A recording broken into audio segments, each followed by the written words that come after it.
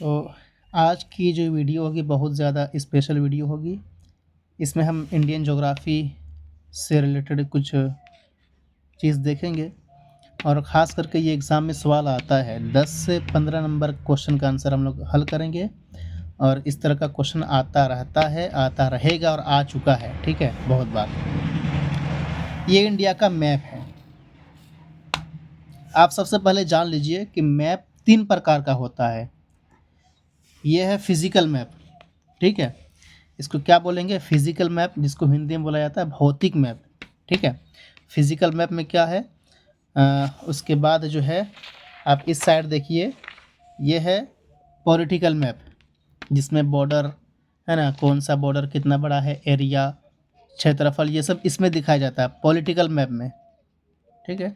एक और प्रकार का मैप होता है जिसको बोला जाता है थीमेटिक मैप, ठीक है। उसमें एक प्रकार की थीम होती है, तो थीमेटिक मैप जिसमें पार्टिकुलर किसी सड़क, जगह, मतलब जंगल को दर्शाया जाता हो तो वो थीमेटिक में होता है, ठीक है। वर्षा को दर्शाया जाए तो वो सब थीमेटिक में होता है। और ये है पॉलिटिकल मैप और इस साइड है फिजिकल मैप, भौतिक मैप, ठीक है। तो इस तरह का क्वेश्चन भी आता है कि मैप कितने प्रकार के होते हैं, फिर ऑप्शन दिया जाता है, फिर उसको काटना पड़ता है और सही ऑप्शन आपको निकालना पड़ता है। इसी तरह जो है आप इसमें देखे होंगे कि ये ब्राउन कलर है, इधर ग्रीन है, इधर येलो टाइप का है, तो ये क्या है? तो ये जो फिजिकल मैप में जो है ब्राउन कलर किसको दर्शाया गया है, ग्रीन कलर किसको दर्शाया गया है, इस पर भी क्वेश्चन आया है। मैंने पिछली वीडियो में बनाया हुआ है, एसएसटी की जो मैंने वीडियो प्रीवियस ईयर क्वेश्चन का मैंने बनाया है, उसमें सबसे पहला क्वेश्चन यही है कि पठार को जो है किस कलर से दर्शाया जाता है, प्रतीक क्या है? तो पठार को जो है येलो कलर से दर्शाया जाता है। येलो टाइप के जो नज़र आ रहे होंगे, ये पठार एरिया है, ठीक है। उसके बाद ये जो ब्राउन है, ब्राउन, ये माउंटेन के लिए दर्शाया जाता है। ब्राउन कलर को माउंटेन के लिए दर्शाया जाता है, येलो को पठार के लिए, और ग्रीन ग्रीन जो है ना, घास, मैदान, जंगल, ये सब को दर्शाया जाता है, ठीक है। तो इस पर भी क्वेश्चन आता है। उसके बाद ये है कि ये जो इंडिया का मैप है, यहाँ देखिए, ये है पश्चिमी पठार, इस पर क्वेश्चन आता है। ये है पश्चिमी पठार, यहाँ से लेकर के यहाँ तक पश्चिमी पठार, और ये है दक्षिणी पठार, ठीक है। अब मैप को माइंड में बैठा लीजिए कि पश्चिमी पठार जो है पूरा सीधा है, अब देखिए, और ये जो पूर्वी पठार पूरा सीधा है, और पश्चिमी पठार जो है थोड़ा टेढ़ा मेढ़ा करके है ना, देखिए यहाँ ऐसे है, गैप गैप करके है ना। और एक और चीज़ नोटिस कीजिए कि पश्चिमी पठार जो है यहाँ देखिए, ये जो माउंटेन है कर्नाटक का, केरल का, यहाँ डिस्टेंस बहुत कम है ना, बहुत कम चौड़ाई है, संकरा है। इस पर भी क्वेश्चन आया हुआ कि संकरा जो है कौन सा पठार है, पश्चिमी पठार संकरा है या पूर्वी पठार? तो पश्चिमी पठार ज़्यादा संकरा है, देखिए चौड़ाई इसकी बहुत कम है, इस पठार, ये सॉरी, घाट की, ठीक है, इसको घाट बोलते हैं। पश्चिमी घाट का जो ये बहुत चौड़ाई बहुत कम है, संकरा है बहुत ज़्यादा, और पूर्वी घाट जो है ये बहुत ज़्यादा चौड़ा है, ठीक है। पूर्वी घाट बहुत ज़्यादा चौड़ा है, प्लस से सीधा नहीं है बल्कि टेढ़ा मेढ़ा करके है, ओके। इस पर भी क्वेश्चन आता है। और जब मानसून का जो मौसम होता है, हवा इधर से जाती है और इधर से जाने के बाद यहाँ पहाड़ है तो टकरा करके जो है यहीं पर बारिश हो जाती है बहुत ज़्यादा, ठीक है, इसलिए ग्रीन ग्रीन नज़र आ रहा है ना। उसके बाद जो है आप लोग यहाँ एक लकीर देख रहे होंगे, है ना, ऐसे करके जा रहा है, ये क्या है? ये है कर्क रेखा। हम इस साइड से देखते हैं, इधर अच्छा नज़र आएगा। कर्क रेखा, ट्रॉपिक ऑफ कैंसर। तो आपको पता ही होगा कि लैटिट्यूड जो है, अक्षांश, 5 इसमें लकीरें होती है, मतलब इमेजिन लकीर, है ना। भूमध्य रेखा जिसको बोलते हैं इक्वेटर, 0 डिग्री में है। कर्क रेखा, इधर हो गया मकर रेखा, आर्कटिक रेखा, और ये अंटार्कटिक रेखा, ठीक है। तो ये 5 टाइप का जो है रेखाएं होती है। तो एक रेखा जो है ट्रॉपिक ऑफ कैंसर, हमारे इंडिया से गुजरता है ये रेखा। अब ये सवाल बनता है कि कर्क रेखा जो है ट्रॉपिक ऑफ कैंसर किन किन स्टेट से गुजरता है? तो इसका जवाब ये है कि ट्रॉपिक ऑफ कैंसर, कर्क रेखा, ये 8 स्टेट से गुजरता है। कर्क रेखा हमारे इंडिया के 8 स्टेट से गुजरता है। सबसे पहला स्टेट जो है गुजरात, ठीक है। गुजरात से गुजरते गुजरते ये थोड़ा सा राजस्थान में टच होता है, ठीक है। राजस्थान में टच होने के बाद पूरा का पूरा मध्य प्रदेश, मध्य प्रदेश से गुजरने के बाद यहाँ छत्तीसगढ़, छत्तीसगढ़ के बाद जो है झारखंड से होते हुए वेस्ट बंगाल, फिर इधर जो है त्रिपुरा और मिजोरम, ये 8 स्टेट को टच करता है। कर्क रेखा ट्रॉपिक ऑफ कैंसर जो 23.5 डिग्री एंगल पर जो है स्थित है ना, इमेजिनरी लाइन है 23.5 डिग्री। तो साढ़े का मतलब 100 का आधा नहीं, ये टाइम के हिसाब से, तो 60 का आधा, ठीक है, 30, ओके। गुजरात, राजस्थान, मध्य प्रदेश, छत्तीसगढ़, झारखंड, वेस्ट बंगाल, त्रिपुरा, मिजोरम। आप लोगों से गुजारिश है कि आप लोग कलम कॉपी ले करके बैठिए और ये सब लिख करके रट्टा मार लीजिए, अच्छा रहेगा। 1 गुजरात, 1 राजस्थान, 2 3 4 5 6 7 8, तो ये 8 स्टेट से जो है कर्क रेखा गुजरता है, ओके। बहुत ही अहम और इम्पोर्टेंट सवाल है, इसका जवाब मिल गया। उसके बाद जो है आप लोग यहाँ देखिए, लद्दाख जम्मू कश्मीर में,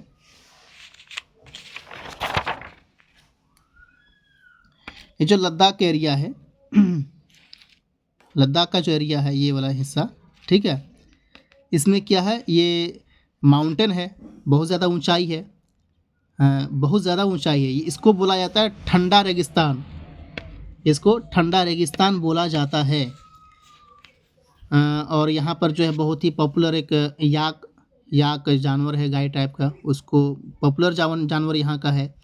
उसके बाद यहाँ जो है ज़्यादा हाइट होने की वजह से ऑक्सीजन जो है सही से नहीं मिलती है ना, और ज़्यादा हाइट होने की वजह से वहाँ की जो थिकनेस है, वायु का थिकनेस, एयर का थिकनेस जो है कम हो जाता है, तो सांस लेने में दिक्कत होती है, प्लस जलन टाइप की भी होती है, और वर्षा कम होती है, ठीक है। पहाड़ी इलाके में कुछ ज़्यादा ही ऊंचा है तो यहाँ वर्षा बहुत कम होती है, कृषि वगैरह ज़्यादा होती नहीं है।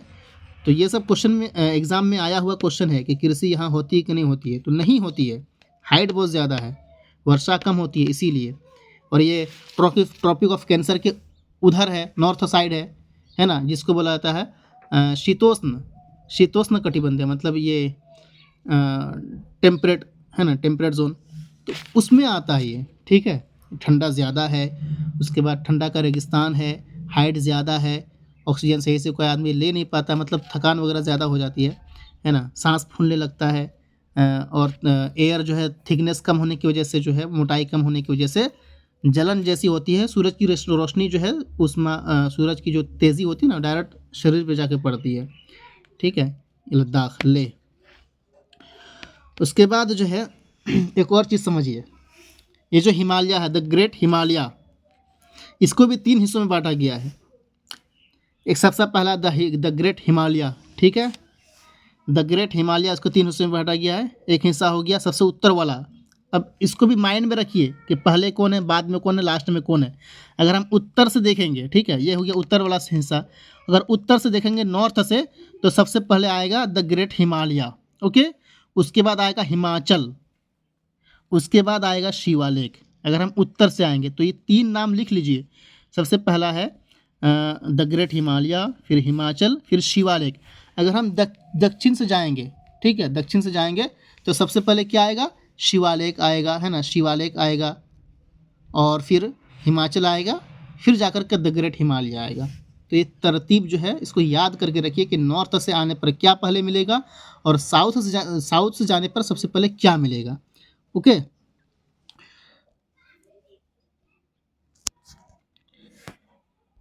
एक बहुत ही इम्पोर्टेंट, जिसको बोला जाता है देशांतर, यानी कि लॉन्गिट्यूड, देशांतर आप लोग जानते होंगे। देशांतर जो ग्लोब है, ग्लोब में मंगवा लिया हूँ, मतलब परसों में आ जाएगा, डिलीवर हो जाएगा। उसमें अच्छे से समझाऊंगा कि देशांतर की रेखाएं, लेटीट्यूड लॉन्गिट्यूड क्या होता है और कितना डिग्री होता है। अभी मोटा मोटी इतना समझ लीजिए कि जो ग्रीनविच है 0 डिग्री है ना, 0 डिग्री से जो है पूरा उसके उलट साइड, यानी कि उसके पीछे साइड जो है 180 डिग्री होगा, और पूरा अगर मिला लेंगे तो हो जाएगा, जैसे मान लीजिए ऐसे, मान लीजिए कि ग्रीनविच है, ठीक है। अब अगर ऐसे पूरा कर लेंगे तो ये हो जाएगा 360 डिग्री।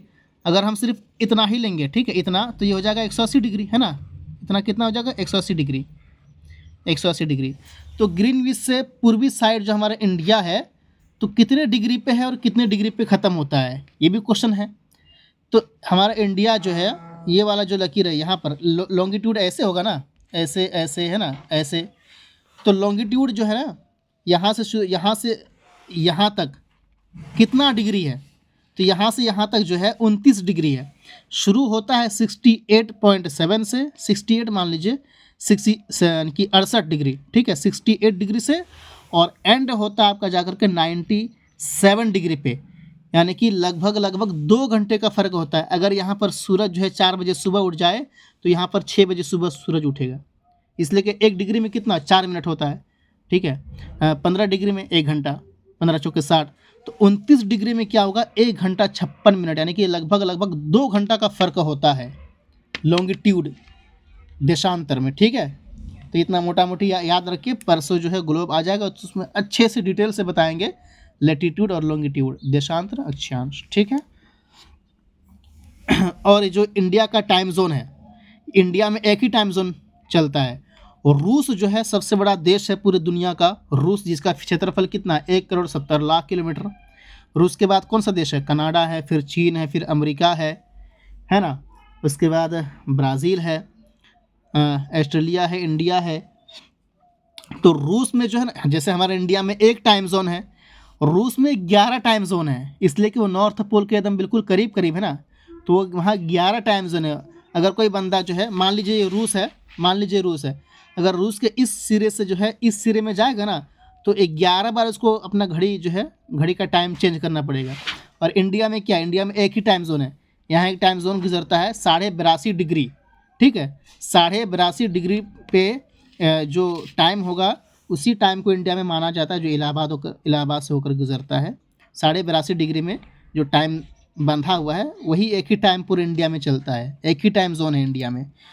इस तरह भी सवाल आता है कि जैसे किसी का दिमाग ख़राब करने के लिए अगर सवाल कर देगा कि भाई यहाँ से जो है यहाँ तक तो 29 डिग्री का फ़र्क है, तकरीबन 2 घंटा का, तो पूछ देगा अगर यहाँ के किसी के घड़ी में जो है, कोई बंदा घड़ी पहना है, उसके घड़ी में 4 बज रहा है, तो यहाँ जो बंदा घड़ी पहना है उसके घड़ी में कितना टाइम हो रहा होगा।